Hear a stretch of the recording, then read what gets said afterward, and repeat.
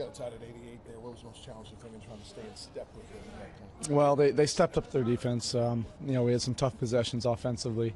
We really had to work to generate open looks against them. But we felt like the game was in our wheelhouse. Went up, tied it up then. We also were up 83-81. Just like the tempo and everything about the game. But they finished.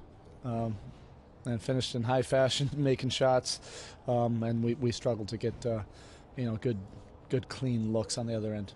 As you noted this morning, you didn't want it at a snail's pace, but you did want it at you all's tempo. It's only the fourth time this year they haven't scored 100 points in the game. First time they got a win. So overall, in that space, we were pleased with being able to dictate it against a team with that type of fire. Yeah, and the thing about that, it's not like we took the air out of the ball. No, we weren't walking the ball up the court and running a four-corner offense.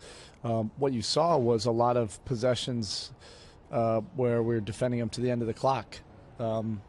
In the final 20 seconds going off in the final 4 seconds, and then they would generate a look from there.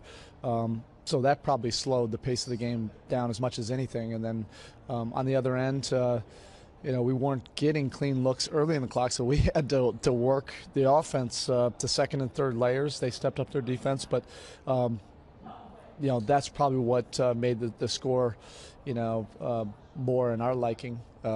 There were a lot of things that I liked about it, but you do have to credit them. They finished strong. That was their best part of the game, was the final 3 minutes, and we weren't able to make those plays.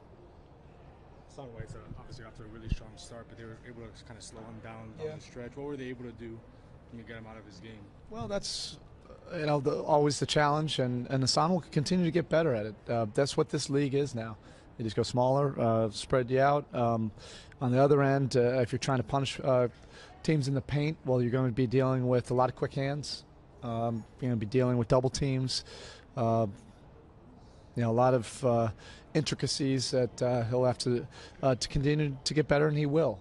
And then being able to run offense through him, not necessarily in the low post, but at the high post, and being able to screen and get to the rim, and an offensive rebound.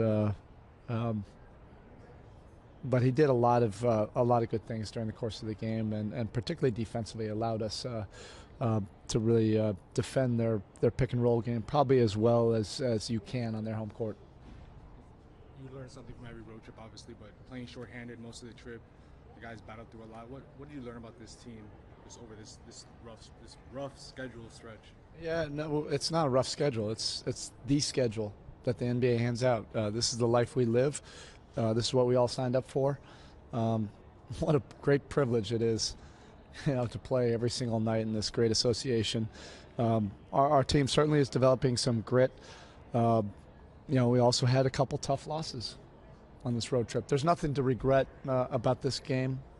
We'll learn from it, learn how to handle those kind of situations, execute better, to be able to finish games against a defense that steps up its pressure. But that's why you look back on a couple of the other losses where you have opportunities to really control it. And if we bring the same kind of disposition in those games, the end of the road trip could look different from a result standpoint. But look, there's a lot of good things going on. Our locker room knows that, and we got to get back, get some rest. Maybe we'll get some guys back. If not, get ready for another battle on Thursday night. Okay, thank you.